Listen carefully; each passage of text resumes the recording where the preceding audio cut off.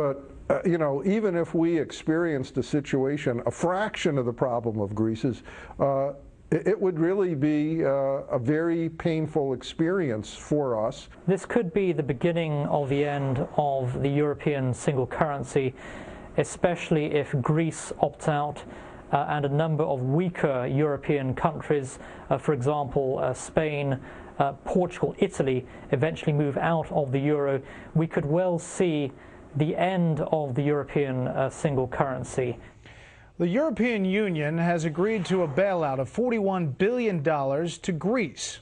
Greece is in a serious problem, financial, economic chaos, as Greece owes the world $300 billion, and protesters are taking to the street there.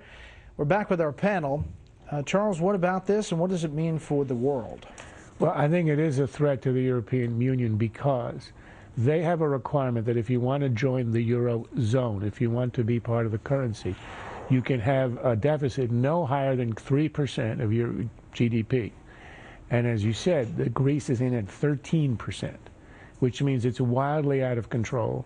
And, you know, either you're in or out. If you're going to stay in, you have to bring it down, which the Greeks are completely unable to.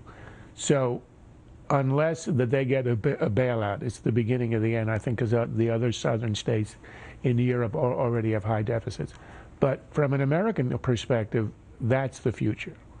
We now have a GDP, a deficit this year of over 10%, which is wildly out of control, 10% of our gross domestic product. If we stay on course, and the most optimistic estimates out of the CBO are that we are going to have a national debt, a total accumulated debt, in 10 years of about 100%, 90% of our GDP, in which case we become Greece and we get complete instability, either hyperinflation, interest rates out of control. It means that we have to start now with deficit reduction, because once we're on our way, it's almost impossible to go in reverse. And that's why I've been talking about for weeks here VAT. I don't see any other way than raising taxes, which is a national sales tax and could be a gusher of revenue. Because who's going to bail out the U.S.? Nobody. I mean, we are the backstop, and there's nobody behind us the way you have the EU behind Greece. Do you think, AB, that this is a cautionary tale that is